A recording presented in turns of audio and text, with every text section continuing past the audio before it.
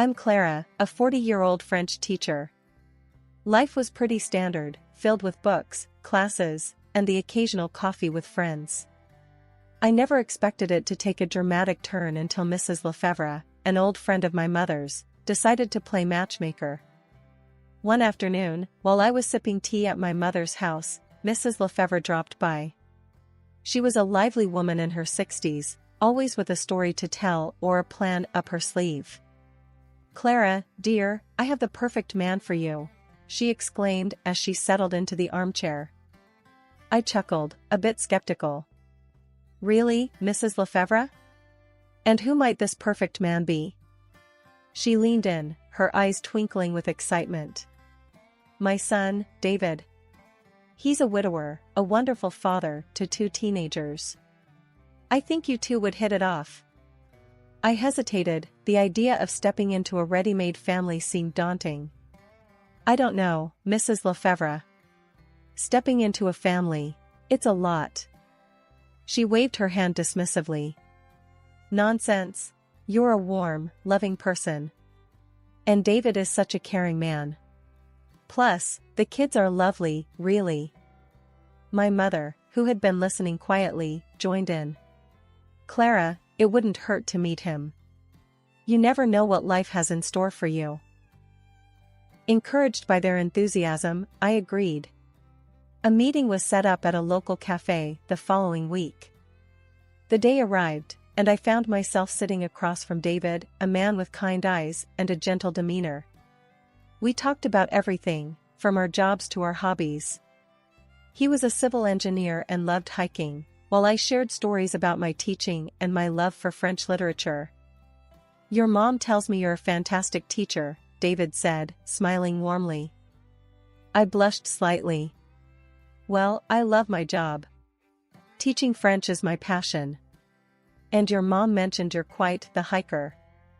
He laughed. "Yeah, when I get the chance.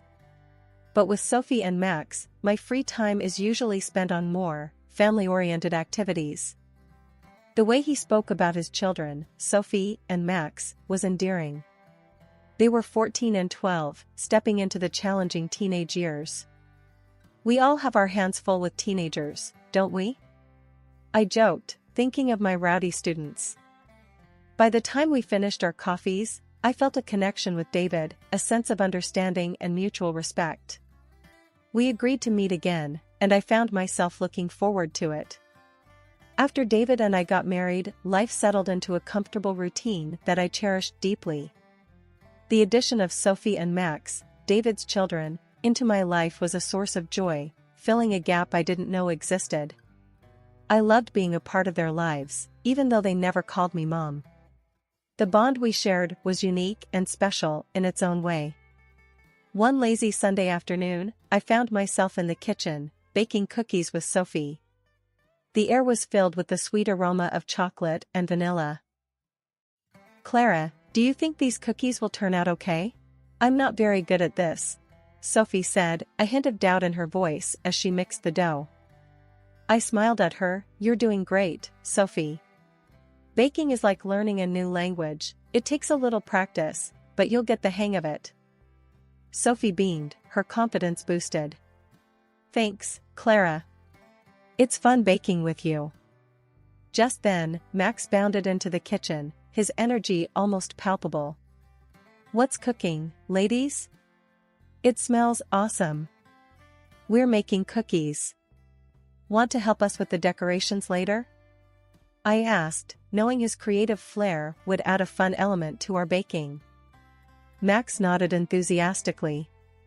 "Sure. I'll make them look super cool." The afternoon passed with laughter and light-hearted banter. It was moments like these that made our house a home. Later that evening, as we sat down for dinner, the conversation turned to our plans for the upcoming holiday. "How about we go hiking this year? There are some great trails not far from here," David suggested, his eyes gleaming with excitement. Sophie seemed intrigued. "Can we camp overnight? I've always wanted to try that." Max chimed in, "Yeah, and maybe do some fishing too." I watched the animated discussion, feeling a warm sense of belonging. That sounds like a great idea. A little adventure for the family, I added. David reached across the table, giving my hand a gentle squeeze. Thanks for being so open to this, Clara. I know outdoor stuff isn't really your thing. I laughed. Well, I might not be the outdoorsy type, but I'm definitely up for new experiences. Especially with you all. The dinner continued with plans and ideas being tossed around, each of us contributing to the holiday itinerary. It was a simple meal, but the warmth and love that filled the room made it memorable. That night, as David and I cleaned up the kitchen, he turned to me, his expression soft. Clara, I just want to say, you've been amazing with the kids. They've really opened up to you. I leaned against the counter, a contented sigh escaping my lips. I love them, David. They're great kids, and I just want to be there for them, in whatever way they need. He wrapped his arms around me, pulling me close. In that embrace, I felt the strength of our family bond. It was a bond that had grown over shared experiences, mutual respect, and love. I went to bed that night feeling grateful and fulfilled. Shortly after our wedding, David's mother, Mrs. Lefevre, suffered a stroke that left her paralyzed. In the blink of an eye, our lives changed drastically. I took on the responsibility of caring for her, balancing this new role with my job as a French teacher and managing household chores.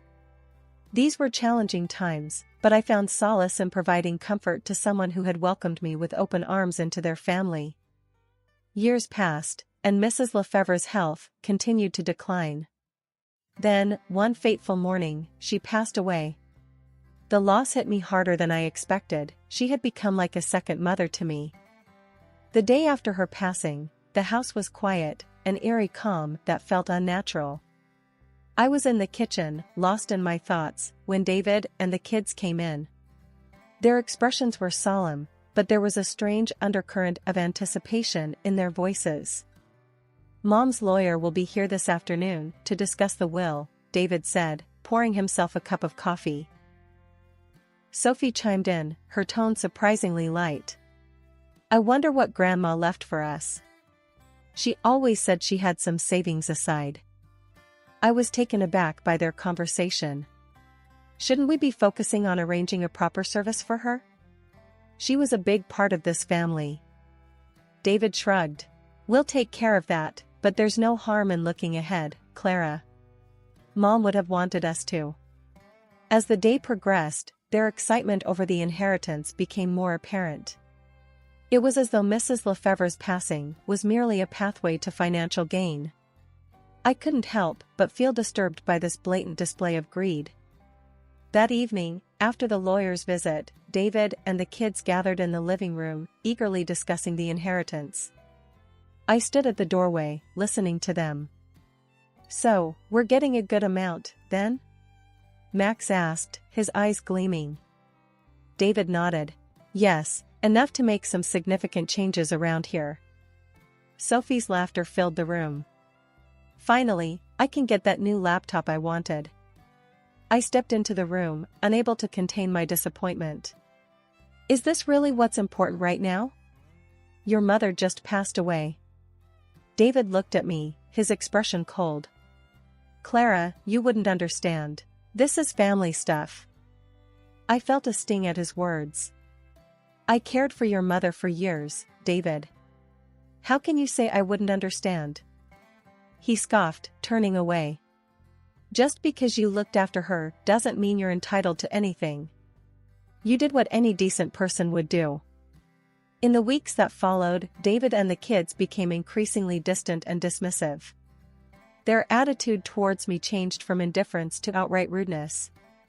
David's remarks became more cutting, and the children, following his lead, treated me with a lack of respect that I had never experienced before. One evening, as I was setting the dinner table, David walked in, his face stern. Clara, you need to step up your game around here. The house has been a mess lately. I looked around, bewildered. The house was as tidy as it always was. I've been doing my best, David. I don't understand what's changed. He shrugged, his voice harsh. Just saying, you could do better. After all, it's not like you're contributing much else around here. I felt a lump form in my throat. The man I had married, the family I had embraced, were now treating me like an outsider, an unwelcome burden. The shift in my family's demeanor after Mrs. Lefebvre's passing wasn't gradual, but a sudden plunge into a cold, unfeeling world. David and the children's behavior towards me transformed overnight from distant to openly hostile. Every day brought a new barrage of insults and nagging, and I was treated less like a family member and more like an unwelcome servant. One particularly harsh evening, as I was setting the table for dinner, David entered the kitchen, his face twisted in a sneer. "Clara, why is dinner not ready yet? You really can't do anything right, can you?" Stunned by his harsh tone, I replied, trying to keep my composure, "I'm doing the best I can, David. Dinner will be ready in a few minutes." He scoffed, looking around with disdain. "You know, I only tolerated you because you were useful, taking care of my mother and the kids. But now? You're just a burden." His words cut through me like a knife. I stood there, the plates in my hand feeling heavier than ever. Sophie walked in, her voice dripping with contempt. "Yeah, Clara, you should be grateful we even let you stay here. You're just a scary, old, and useless woman." Max, not to be outdone by his sister, chimed in mockingly, "Yeah, who would want you around? You're like a ghost haunting this house." Every word was a blow to my spirit. I had dedicated years of my life to this family, caring for them as my own, only to be reduced to this pitiful state. I served dinner in silence, their cruel laughter and jibes echoing around me. That night, as I lay in my bed, the day's events replayed in my mind. David's cruel declaration that I was nothing more than a now useless caretaker, Sophie's and Max's hurtful comments. It all hammered home the painful reality that the family I had loved and cared for saw me as nothing more than an expendable servant. The following days were no better. Every task I did was met with criticism and disdain. I was constantly reminded of my place in the household, a place that seemed to have no respect or kindness. One afternoon, as I was cleaning the living room, David walked in with a look of annoyance. "Clara, have you seen my blue tie? I can't seem to find it anywhere." "I washed and hung it in your closet yesterday, David," I responded, trying to keep my voice steady. "Well, it's not there now. Can't you do anything right? You're just taking up space in this house," he snapped, storming off. I finished my cleaning, each sweep of the broom feeling heavier with the burden of his words. The home I once cherished now felt like a prison, filled with contempt and scorn. Living in a constant state of belittlement and disrespect had taken its toll on me. Each day in David's house was a battle against his and the children's growing cruelty. I began to contemplate the painful decision of leaving, but my worsening leg pain and the lack of financial resources made me feel trapped. One chilly morning, as I limped around the kitchen, preparing breakfast, David stormed in, his face twisted in annoyance. "Clara, why is everything taking so long? You're moving like a snail." I tried to hide my pain. "My legs aren't what they used to be, David. I'm moving as fast as I can." He rolled his eyes. "Excuses, always excuses. You're just a burden, you know that?" The words stung, but I remained silent, focusing on setting the breakfast table. Sophie and Max entered the kitchen, their expressions mirroring their father's impatience. "Ugh, why do we always have to wait for Clara? She's useless," Sophie muttered, sitting down with a huff. Max didn't bother to hide his disdain. "Yeah, if she can't even make breakfast properly, what good is she?" I served them breakfast, each word from them like a dagger to my heart. As they ate, I sat down at the far end of the table, my appetite gone. After breakfast, I retreated to my room, the pain in my legs growing with each step. The lack of empathy and the constant insults from David and the kids were unbearable. I sat on the edge of my bed, the reality of my situation sinking in. I needed to leave, but I was scared and unsure of how to proceed. Later that day, I mustered the courage to speak to David. I found him in the living room, reading a newspaper. "David, can we talk?" I asked, my voice barely above a whisper. He glanced up, his expression one of irritation. "What is it now, Clara?" "I've been thinking, maybe it's best if I leave. I don't feel welcome here anymore," I said, my voice shaking. David looked at me, a smirk forming on his lips. "Leave? And go where? You have no money, no place to go. Your mother died without leaving you anything to inherit. You're stuck here, Clara, whether you like it or not." His words were a harsh reminder of my dire situation. I felt a sense of despair wash over me. He was right, I had nowhere to go. My job as a teacher had been my only source of income, and with my leg condition, I couldn't even do that anymore. I had to resign from school. It was a bitter, but the only right decision. The following days were a blur of household chores, nagging, and insults. David and the kids treated me with utter disregard, their words and actions reinforcing the painful truth that I was no longer a part of this family, but a mere inconvenience to them. As I struggled with my pain and loneliness, I began to secretly plan my escape. I started saving whatever little money I could, hiding it away for the day I could finally leave. The thought of freedom, of being away from the constant belittling and disrespect, was the only thing that kept me going. One afternoon, while David and the kids were out, I sat at my old laptop, nursing my aching legs. Browsing aimlessly, I discovered a website for online tutoring. A thought struck me: could I leverage my skills as a French teacher in a new, virtual setting? Hesitant, but driven by a newfound purpose, I set up a profile on the site. "Experienced French teacher available for online lessons," I typed, my heart racing with both nervousness and excitement. The next few days were a whirlwind. To my amazement, requests for lessons began to pour in. My afternoons, once filled with loneliness and despair, were now occupied with teaching French to eager students from around the world. One day, as I finished a lesson, Sophie walked in, her eyes narrowing at the sight of the laptop. "What are you doing?" she asked suspiciously. "I'm teaching French online." "It's something I'm good at," I replied, trying to keep the defensiveness out of my voice. She scoffed. "As if anyone would want to learn from you." I ignored her remark, feeling a sense of pride in my small but significant accomplishment. As weeks turned into months, my reputation as an online French tutor grew. I started earning enough to entertain the idea of independence, of a life away from the constant degradation I faced at home. The days that followed saw me juggling my newfound career with the household chores. Despite the physical pain and the emotional drain of living in a hostile environment, I found solace and strength in my teaching.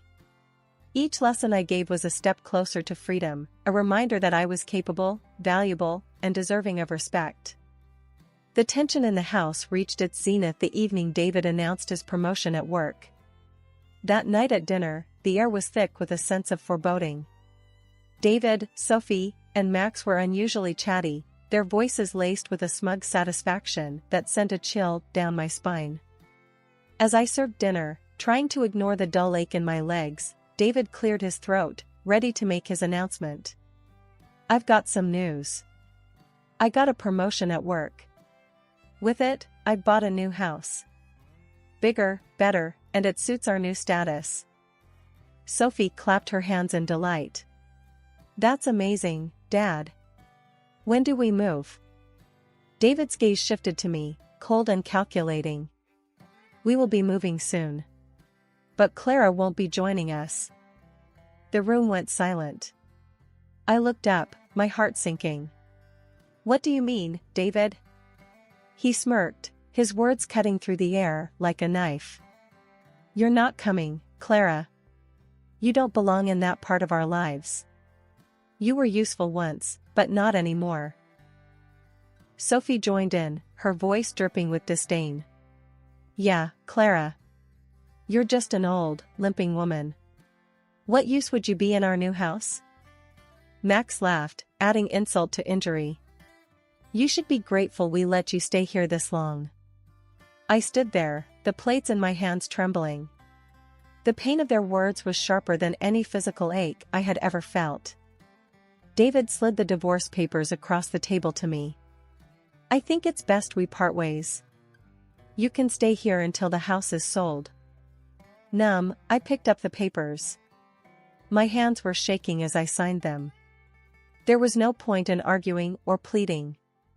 The people I had once called family had shown their true colors, and they were ugly and cruel. The next morning, I began to put my plan into action. While David and the kids were out, I packed my belongings. Each item I placed in the suitcase was a step towards my freedom. When David and the kids returned, they found me at the door, suitcase in hand. David's expression was one of surprise and confusion. "What are you doing, Clara?" he asked, his voice laced with a hint of concern. I straightened my back, facing them with a newfound strength. "I'm leaving, David. I will not stay here and be treated like a worthless burden." David scoffed. "Where will you go? You have nothing." I smiled, the first genuine smile in weeks. "I have more than you think. I have my dignity, my skills, and I have plans. You will not see me begging." In my rented apartment, a modest but serene space, I was rebuilding my life, one online French lesson at a time. The freedom and tranquility here were in stark contrast to the oppressive atmosphere I had escaped from. One evening, as I was reviewing lesson plans, my phone erupted with the frantic ringing of a call from David. His voice, laced with panic and anger, filled the room. "Clara, what the hell have you done? Sending those recordings to my boss? Do you have any idea what you've caused?" he bellowed, the sound of his fury resonating through the phone. I leaned back in my chair, a smirk playing on my lips. "Oh, you mean the recordings of all the lovely things you and the kids said to me?" Yes, I did send them. In the background, I could hear the unmistakable cries of Max and Sophie. "Tell her to fix this, Dad. She's ruined everything." David's voice cracked with desperation. "Clara, please. Because of those recordings, I'd been demoted. I can't afford the mortgage on the new house. You have to help us." The sounds of their pleading were music to my ears. "Help you? After the way you all treated me? You made your bed, David. Now lie in it." His voice rose to a near scream. "You can't do this to us. We're your family." I laughed, a deep, hearty sound that felt liberating. "Family? No, family doesn't treat each other the way you treated me. You and your kids were nothing but cruel and abusive. This is your karma, David." Sophie's voice cut through, shrill and pleading. "Clara, please. We didn't mean any of it. We'll change, I swear." Max joined in, his voice laced with fear. "Yeah, Clara, please. We're sorry. We need you." I stood up, pacing the room as I replied, "Sorry? Your words and actions broke me. But guess what? I picked up the pieces and put myself back together. Without you, I owe you nothing." David's voice was a mix of rage and helplessness. "You're going to let us lose everything?" I stopped pacing, standing tall and proud. "Yes, David, I am. You and the kids have made your bed, and now you get to sleep in it. Goodbye." I hung up the phone, a sense of satisfaction washing over me. I had stood up to them, not with malice, but with the strength they never thought I had. Over the following weeks, I heard from mutual friends that David and the kids were struggling. They couldn't pay the mortgage, and the bank had taken over the house. They were forced to move into a small rented apartment, and both Sophie and Max had to take up jobs to help make ends meet. As for me, my online tutoring was flourishing. I was saving money, not just for my day-to-day needs, but for a house of my own. A place where I could live in peace, away from the shadows of my past. Hola, suscríbete a Historias Vitales para no perderte nuevas historias. Mi esposa había estado trabajando en su proyecto especial durante 4 meses ahora. No era su proyecto personal, pero ella era la persona principal y responsable de su éxito. El proyecto estaba diseñado para salvar a su empresa, Bixler Enterprises. Los últimos 4 meses habían sido difíciles porque se vio obligada a trabajar duro. Era importante tanto para ella como para la empresa. Había una buena posibilidad de que Bixler Enterprises quebrara si el proyecto no se completaba. Sara tenía una licenciatura de Albrecht y un MBA de Wharton. Era la más inteligente de la familia. Yo empecé a trabajar como mecánico de autos justo después de la secundaria y después de 21 años seguía siendo mecánico de autos. No me importaba porque me gustaba el trabajo y pagaba bien. Era suficiente para pagar la universidad de Sara y criar a 2 hijos. No vivíamos lujosamente, pero estábamos bien. Los niños ya se habían mudado, y las cosas iban bastante bien con nuestros ingresos. Sara quedó embarazada 3 meses después de casarnos a la edad de 18 años. Durante los primeros años de nuestro matrimonio, vivimos con mis padres. Ellos tenían una gran casa vacía ya que 4 de mis hermanos se habían mudado. Eso significaba que teníamos una niñera mientras Sara completaba sus primeros años de universidad. Debido a 2 embarazos, la carrera de 4 años le llevó 6 años completarla. Fue difícil, pero lo logró. Siempre tuve trabajo y nunca me faltó trabajo extra si lo necesitaba. Después de que Sara se graduó de Wharton, alquilamos nuestro propio lugar. Tuvo ofertas de trabajo de varias empresas grandes, pero todas requerían que nos mudáramos. A mí no me importaba, pero Sara quería quedarse cerca de casa. Por eso decidió trabajar en Bixler Enterprises. Pagaba bien, pero lo más importante, le daba responsabilidad y la oportunidad de avanzar. Sara era una empleada trabajadora y dedicada. La presentación es el jueves en el Hotel Thyssen en Filadelfia. Tomé unos días libres en el trabajo para ayudarla según fuera necesario. Al final, todo lo que logré fue hacerle algo de comer cuando llegaba a casa. No sabía nada sobre su trabajo, ni tampoco quería saber, los negocios corporativos de alto nivel me aburrían. Empresarios de Europa, Asia y América del Sur venían aquí, la empresa pagaba sus boletos de avión y proporcionaba habitaciones en el Hotel Thyssen mientras estaban aquí. Era caro como el infierno, y por algunas cosas que Sara había dicho, la empresa estaba sobreestimando sus finanzas. Su presentación era importante para ella, para la empresa y para más de 200 empleados.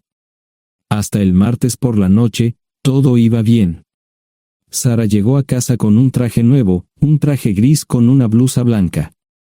Desplegó todo lo que necesitaba en la cama de la habitación de invitados.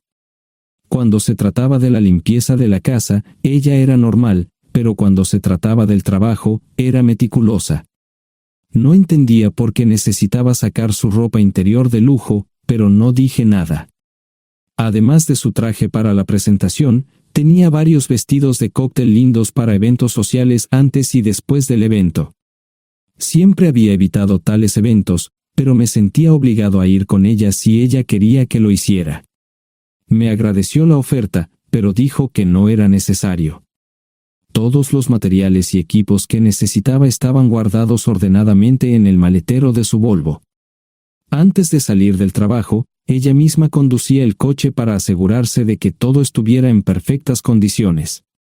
Tenía todo el día miércoles para prepararse y toda la noche del miércoles para socializar con sus invitados.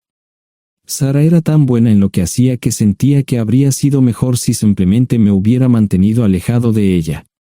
Finalmente, había terminado. Lo había revisado y vuelto a revisar todo. Todo lo que necesitaba ahora era una ducha caliente y una buena noche de sueño. Supongo que mi error fue que empecé a revisar sus cosas después de que Sara comenzara a ducharse.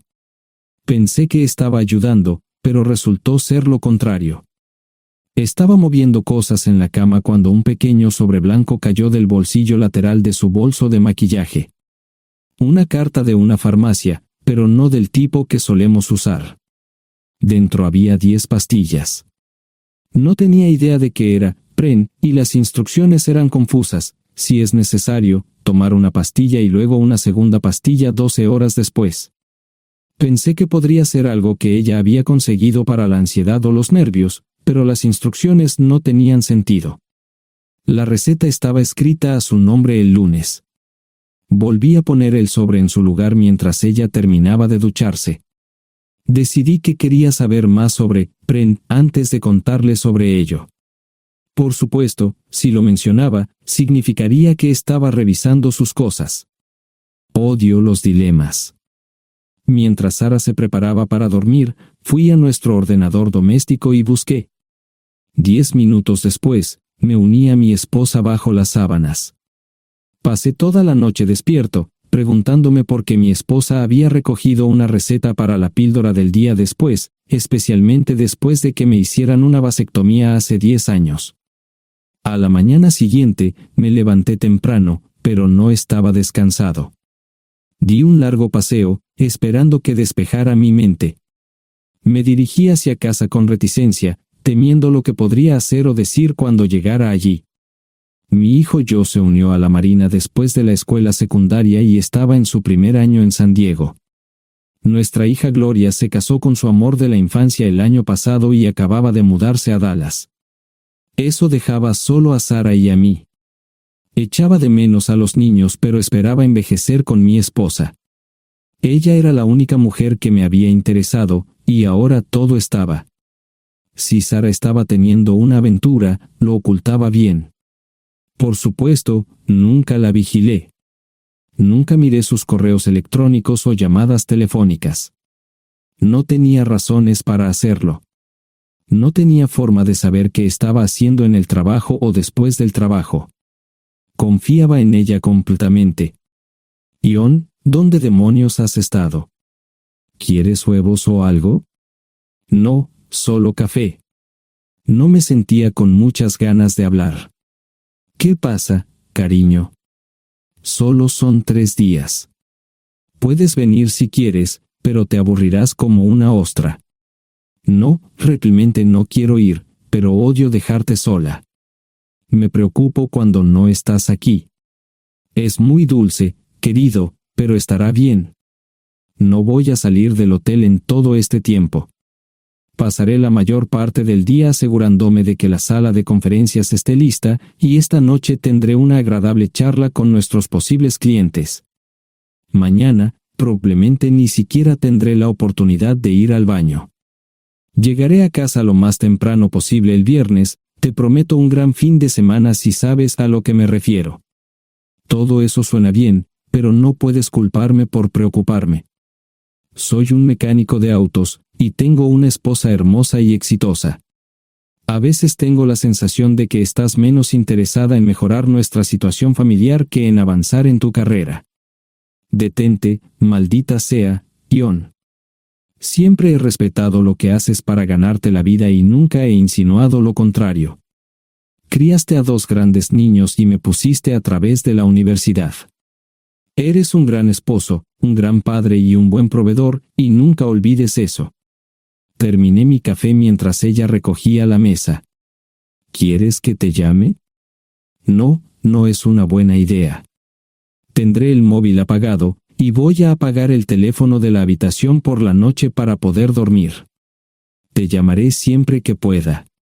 La ayudé a cargar el coche, era tan meticulosa con eso como con todo lo demás. Trabajando, le llevaría 3 horas llegar al Hotel Dicen. Me quedé en el porche y la vi marcharse. No me molesté en preguntarle por las pastillas. Pasé el resto de la mañana en el porche. No recuerdo haberme preocupado tanto como ahora. Me sentía pequeño e insignificante. Me sentía fuera de mi liga. Era un tipo de pueblo con un trabajo mediocre y una esposa exitosa. Era una combinación equivocada. Debería haberlo notado antes. Me sentía estúpido. El mejor traje que tenía era una chaqueta azul y un par de pantalones. Al menos tenía algunas corbatas, aunque tenían 10 años de antigüedad.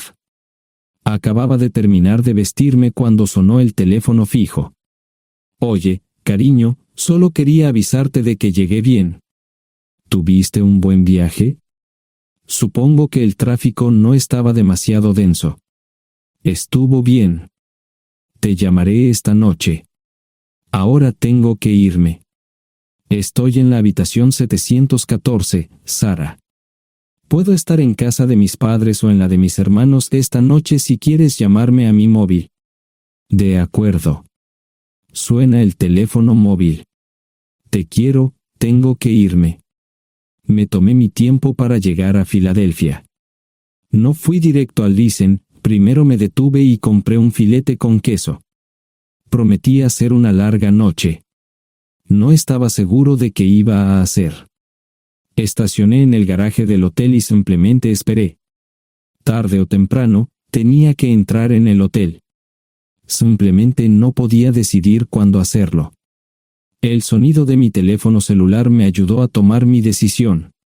Ion, solo quería avisarte de que todo se ha arreglado. Ahora voy a bajar para encontrarme con algunas personas y cenar. No olvidaste nada, ¿verdad? No, todo está bien. Tengo todo en mi habitación para mañana. ¿Necesitas algo? No, Ion, relájate. Voy a apagar mi teléfono. Te llamaré mañana por la mañana. ¿De acuerdo? Ríe, diviértete. No es divertido, Ion, es trabajo. No parecía estar demasiado fuera de lugar. El vestíbulo, el restaurante y las salas de conferencias estaban llenos de gente, así que pude pasar desapercibido. Había un folleto pequeño y bonito que mostraba el diseño de todas las habitaciones del hotel. Me paseé por las diferentes habitaciones y me detuve en las paredes, mirando alrededor entre la multitud. No tenía ni idea de qué haría si Sara me veía. Lo averiguaría si y cuando eso sucediera.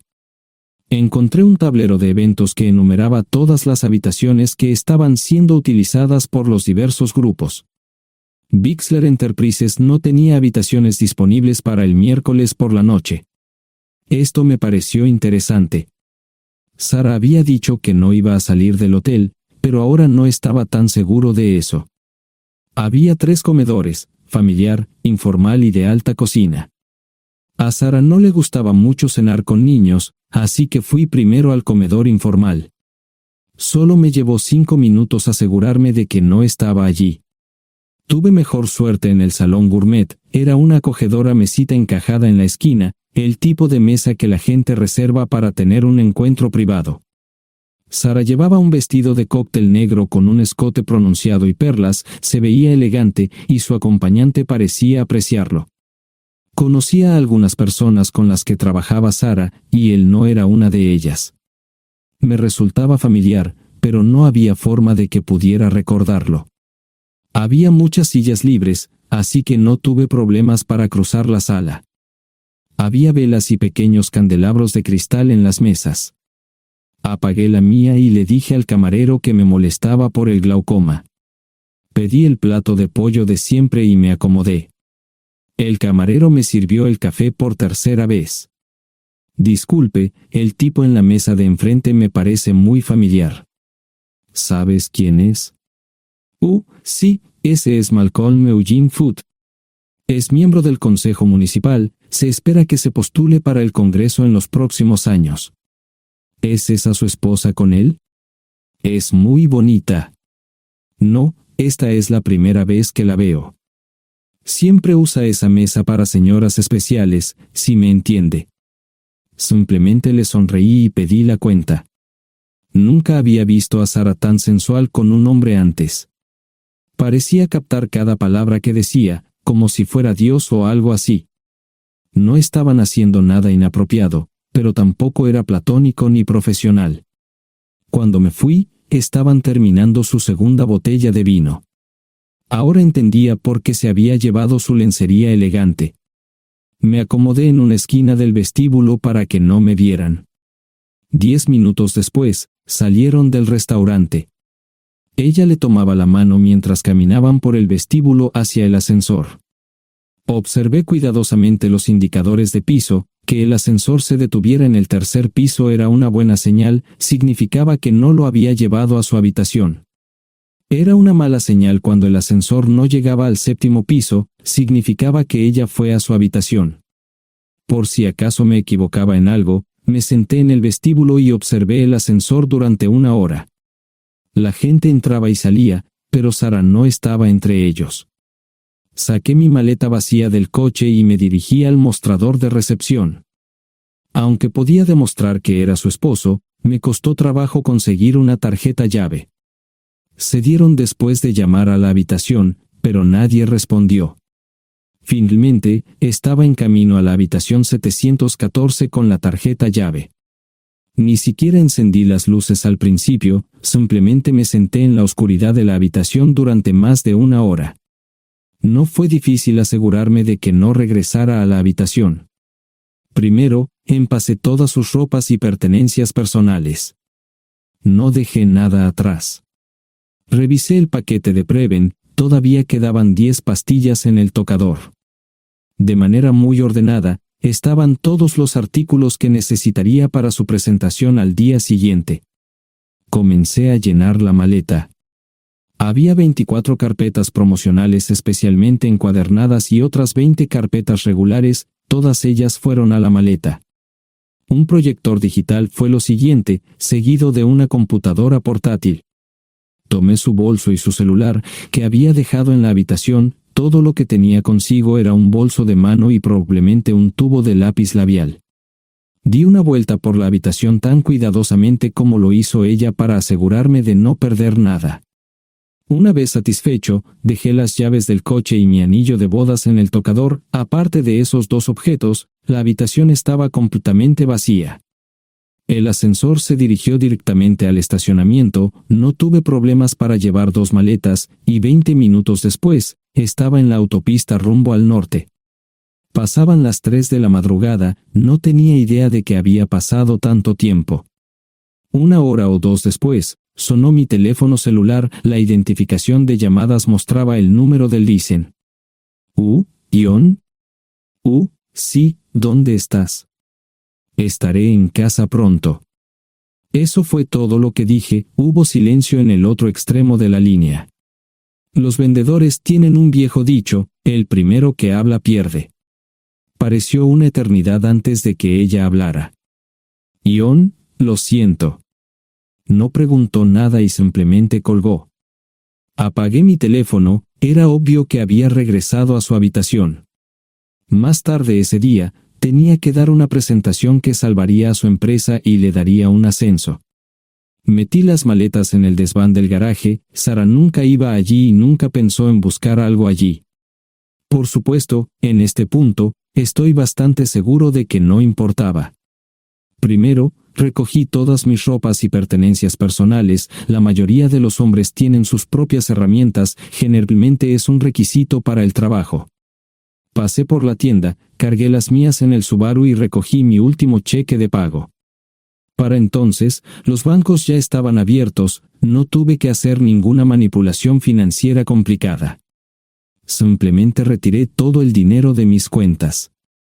Almorcé en Hagerstown, Maryland. Tenía suficiente dinero para vivir durante unos años, pero sabía que estaría buscando trabajo muy pronto. Sara y yo éramos parecidos en eso de que a ambos nos encantaba trabajar. La voy a extrañar. Pasé un par de horas en las cuevas del Uray y alquilé una habitación cerca de Whitewell. No tenía idea de qué iba a hacer. Era sábado, y me encontré sentado en el acuario de Chattanooga, observando la naturaleza que nunca había visto antes. Pasé unas horas simplemente relajándome y decidí que era un buen lugar para estar. Compré un pase anual para el acuario y, para la hora de la cena, tenía un lugar donde quedarme. Era un remolque móvil en el parque, pero estaba amueblado y era económico. No necesitaba mucho. La primera cosa que haría el lunes por la mañana sería conseguir un trabajo. Un buen hombre de mantenimiento siempre puede conseguir un trabajo, especialmente si está dispuesto a trabajar duro.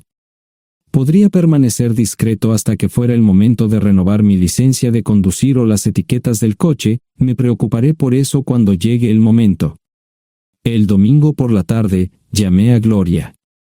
Me sentí obligado a informarle sobre lo que estaba sucediendo, pero Sara ya se lo había contado. Fue bastante franca con Gloria sobre lo que había pasado, dijo que había engañado, que la sorprendí, que me fui y que ella perdió su trabajo. Me sentí mal porque ella perdió su trabajo, pero ese era el precio que tenía que pagar. Le pedí a Gloria que le dijera a Josh lo que estaba sucediendo la próxima vez que hablara con él. También le dije que la llamaría aproximadamente una vez al mes para verificar cómo iban las cosas. No le dije dónde estaba.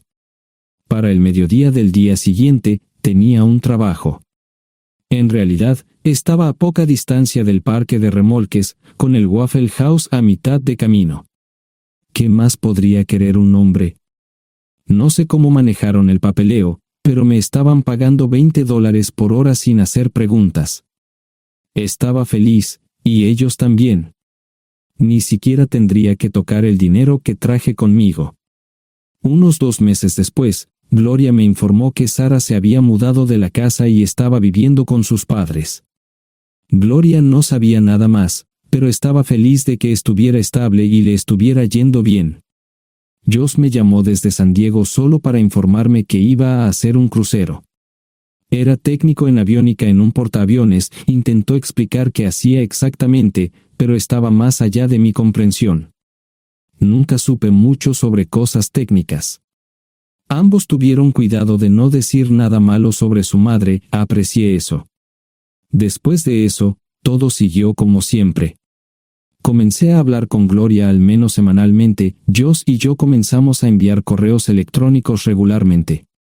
Gloria hablaba regularmente con Sara, pero decía muy poco sobre lo que estaba haciendo o dónde estaba. Nunca presenté la solicitud de divorcio, y parece que Sara tampoco lo hizo. Tengo una licencia de conducir de Tennessee y las etiquetas en el Subaru. Comencé a frecuentar un bar local un par de veces al mes y tuve encuentros casuales, 2 mujeres se alternaban como mis compañeras nocturnas regulares. No buscaban compromisos, y yo tampoco, parecía funcionar bien para todos nosotros. La vida era buena. Eso fue hace mucho tiempo, y gradualmente olvidé a Sara.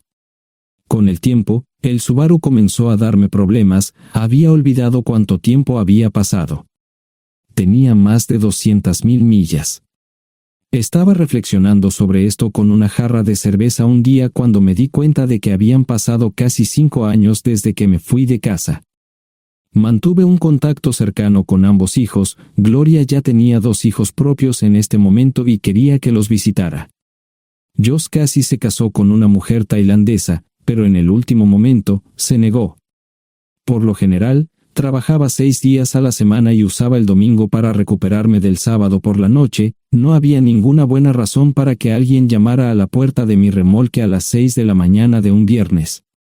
Su grosería fue recompensada por un hombre medio desnudo abriendo la puerta, los calzoncillos del día son repugnantes, y la dama en la puerta, juzgando por la expresión en su rostro, estuvo de acuerdo conmigo.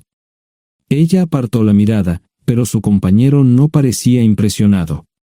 Norm habría usado pantalones, pero en un momento como este, los invitados me molestaron. Estamos buscando a John Terrell. No los conozco. Me llamo David Simmons, y esta es mi esposa Mara. Tenemos un problema y esperamos que nos puedas ayudar. Lo siento mucho, no trabajo a altas horas de la noche. Si necesitan algo relacionado con su auto, tendrán que ir a la tienda. Esto provocó varias miradas en blanco y finalmente una respuesta. No tiene nada que ver con tu trabajo, es más un problema personal. ¿Podemos entrar? El interior del remolque lucía desordenado, rara vez tenía invitados, así que rara vez lo limpiaba. Incluso mis novias insistían en que fuéramos a su lugar. Hagan como en su casa, déjenme ponerme los pantalones enseguida. Al entrar en el dormitorio, dejé la puerta abierta solo para mostrarles lo hospitalario que soy. También me puse una camisa. ¿Les gustaría tomar café? Solo tomará unos 10 minutos. Aparté algunas cosas del sofá para que pudieran sentarse. No hubo respuesta a la pregunta del café. Tenemos una hija adoptiva de 4 años y otra de 2 que necesita un trasplante de médula ósea, y esperamos que nos puedas ayudar. Estamos dispuestos a pagarte si es necesario. ¿Con mi médula ósea? No, queremos usarla y estamos dispuestos a compensarte por cualquier inconveniente. Creo que quieren comprarla. Estaba actuando como un listillo, y de repente me di cuenta de ello. Estas personas eran serias, tenían un problema real y estaban buscando ayuda. Lo siento mucho, no quise interrumpir. Por favor, continúen. Nuestra mejor oportunidad de encontrar un donante es un familiar cercano. Eres nuestra mejor esperanza. Mira esto.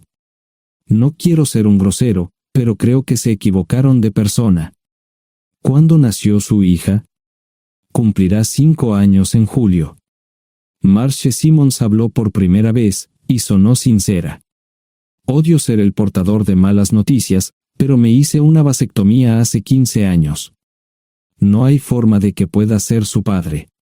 ¿Por qué tu nombre estaba en el certificado de nacimiento? No puedo responder eso, tal vez deberían preguntarle a su madre. Esa afirmación fue recibida con silencio. Sentí pena por estas personas, pero no sabía cómo ayudarles. ¿Cuál es el nombre de la madre? Sarah Lise Terrell. No encontraba las palabras. Tal vez no debería haber tomado esas malditas pastillas de ella, por supuesto, entonces esas personas no tendrían una hija en absoluto. Todo lo que pensaba que había superado el dolor, y aquí está de nuevo, viejos recuerdos de mi esposa teniendo relaciones sexuales con ese maldito político de Filadelfia. Estaba empezando a olvidarlo todo, y ahora estaba de vuelta. Maldita sea. Ahora entiendo y pido disculpas por mi grosería e insensibilidad. Haré todo lo que esté en mi poder para ayudarles. En primer lugar, porque no puede Sara hacerse un trasplante de médula ósea. Médicamente, no puede. ¿Por qué no? Es madre, tiene que ser una donante adecuada. Ella es una donante adecuada, pero está demasiado enferma. Los médicos se negaron siquiera a considerar utilizarla. ¿Enferma de qué? Está muriendo de insuficiencia hepática. Le quedan menos de 6 meses de vida. Esto no tiene sentido. Siempre ha estado perfectamente sana. Además, no creo que un hígado enfermo le impida donar médula ósea. El hospital no aceptará su firma en el formulario de consentimiento. ¿Estás diciendo que hay algo mal en su cabeza? Ambos me miraron en silencio, sabían la respuesta, pero no querían decirlo. En ese momento, no quería que se sintieran aún más incómodos. Hace 10 minutos, no me importaban, pero ahora sentía que tenía que protegerlos y ayudarlos. ¿Cómo sucedió esto? ¿Podría alguno de mis hijos ayudar? Quizás, pero pensamos que eras nuestra mejor esperanza. ¿Por qué no van tras su padre, su verdadero padre? Pensamos que eras tú. No tenemos ni idea de quién más podría ser. Sara no nos dijo nada sobre otro posible padre. De hecho, ella no estaba en condiciones de explicar nada, agregó Mara. Obtuvimos la mayoría de nuestra información de la agencia de adopción. Tuve que preparar café y hacer pis, permítanme un momento. Dejé a mis invitados sentados mientras preparaba el café. Solo tomó unos minutos. Mientras se preparaba, fui al baño, algo que necesitaba hacer urgentemente. Traté de ser discreto, ya había avergonzado lo suficiente a Mara. ¿Dónde viven? En Westchester, Pensilvania. Les haré una oferta. Si les digo quién es el verdadero padre de su hija, deben prometerme que lo perseguirán sin descanso hasta obtener lo que desean. ¿De qué estás hablando? El padre de su hija es un político prominente en Pensilvania. Por supuesto, negará todo y probablemente les proporcionará documentos legales para detener sus esfuerzos. Si acuerdan presionar lo suficiente para que él admita que la niña es suya, podrán avergonzarlo y obligarlo a hacerse un trasplante de médula ósea. Eso es lo que quieren, ¿verdad? Sí, claro, pero ¿cómo hacemos eso? No lo sé. Soy mecánico. Trabajo con metal para ganarme la vida. Creo que la mejor manera sería utilizar la televisión, la radio y los periódicos. Los políticos harán cualquier cosa para evitar una mala publicidad. ¿Tienen amigos que puedan ayudar? Bueno, ahora ambos estaban sonriendo. Debo haber dicho algo que les dio esperanza. Creo que podemos hacer esto. ¿Quién demonios es él? Malcolm Eugene Foote. Se postula para el Senado de los Estados Unidos. Apuesto a que hará cualquier cosa para evitar una mala publicidad. El café estaba listo, pero David y Marshall no podían esperar para llegar a casa. Antes de irse, les dije cómo ponerse en contacto con Gloria y Josh en caso de que los necesitaran. Estaba seguro de que ayudarían. También les pedí que me dijeran dónde estaba Sarah. Probablemente estaría en Pensacola antes de que ellos regresaran a Westchester. Me corté el pelo y compré una camisa nueva. Sarah era una tramposa que arruinó mi vida, pero aún así quería lucir bien cuando la viera. Era otro remolque, pero esta vez era un bonito doble nuevo. Allí estaba su Volvo con una llanta desinflada y un parabrisas roto. La mujer que abrió la puerta no era Sarah, parecía que la habían empapado fuerte y la habían dejado empapada. Tenía al menos 45, tal vez 50, y debió haber tenido una vida difícil. La falta de maquillaje no ayudaba, y simplemente se veía horrible. No tuve la oportunidad de abrir la boca. Caray, si no es John Terrell. Nunca esperé verte aquí. Tuve que usar la vieja línea, me estás poniendo en desventaja. Sherry Hart. Pasa, entra. ¿Quieres una cerveza? No, pero gracias. Estoy aquí para ver a Sarah. Sherry cruzó la habitación y se detuvo en el buffet del comedor. Aquí está, John. Mírala todo lo que quieras. Su mano señalaba una urna de latón que estaba en el centro del buffet vacío. Supongo que llegué demasiado tarde. No me moví, solo me quedé mirando el contenedor frente a mí. ¿Puedo tomar una cerveza ahora? Sarah se mudó a Pensacola después de dar a su bebé en adopción. Compró el remolque con el dinero que recibió de Bixler Enterprises después de que la despidieron. Tenía una participación en las ganancias, 401k, y vacaciones y días de enfermedad.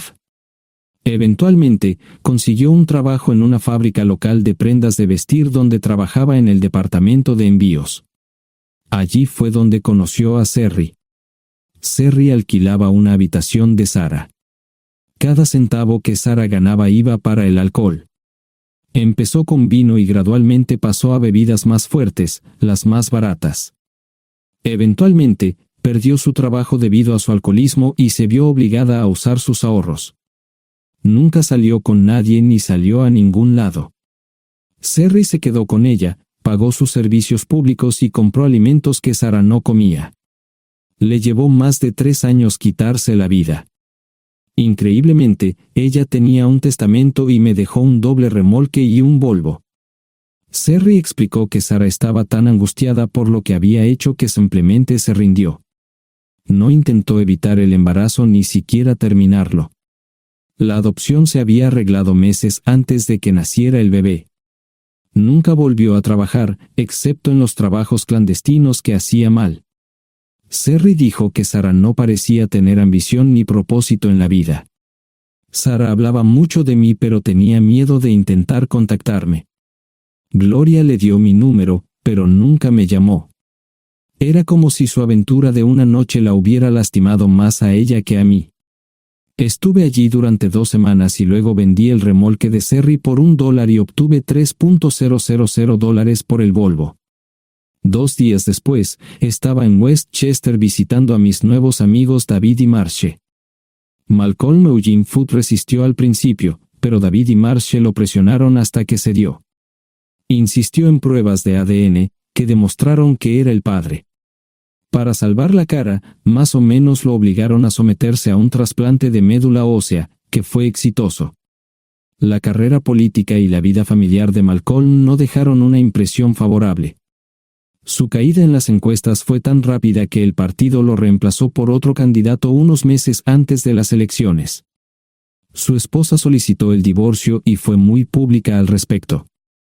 Sara y yo estamos viajando ahora a Dallas para ver a Gloria y a mis nietos. No sé cuánto tiempo mantendré a Sara conmigo, probablemente hasta que tenga a alguien.